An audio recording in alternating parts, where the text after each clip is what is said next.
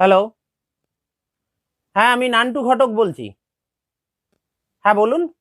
হ্যাঁ, আপনি ফোন করেছিলেন। হ্যাঁ, আরে দাদা, আপনাদের আপনাদের জন্য মেয়ে আমি খুঁজে দিতে পারবো না।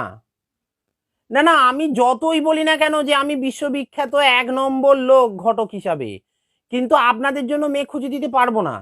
আরে আপনাদের যে ডিমান্ড আছে ওটা আমি ফুলফিল করতে পারবো না তো। কোনো মেয়ে আজকালকার দিনে ওটা ফুলফিল করতে পারবে না। কি কিছু ডিমান্ড নেই? আপনারা বলেছেন আপনাদের খাট, বিছানা, আলমারি, টাকা পয়সা, সোনাদানা এসব লাগবে না, তাই তো? সেটা আমি জানি। কিন্তু আপনারা বলছেন যে আপনাদের জন্য এমন মেয়ে দেখে দিতে হবে যে মেয়ে বিয়ের পর আপনার ছেলেকে ধরে মারবে না। দাদা, ওইরাম মেয়ে এখন আমার হাতে নেই। আমি গ্যারেন্টি দিতেই পারবো না।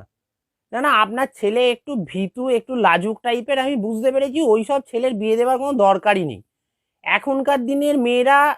না দাদা, ও মেয়ে আমার হাতে নেই। না, না, আমি পারবো না, আপনি যতই টাকা দিন। আরে দাদা, ১ লাখ টাকা কেন, আপনি ২ লাখ টাকা দিলেও আমি পারবো না ওই রকম মেয়ে দেখে দিতে। না, না, আপনার ছেলের বিয়ে হবে না। ও ডিম্যান্ড রাখলে হবে না। আপনি খাট, বিছানা, আলমারি, সোনা গয়না, টাকা পয়সা যা চাইবেন মেয়েরা দিয়ে দেবে। না, কিন্তু মেয়ের বাবা গ্যারেন্টি দিতে পারছে না। বলছে সেরকম সময় বিশেষে মেয়ে বাবাকেই পিটিয়ে দিয়েছে, তো বর তো কোন ছাড়।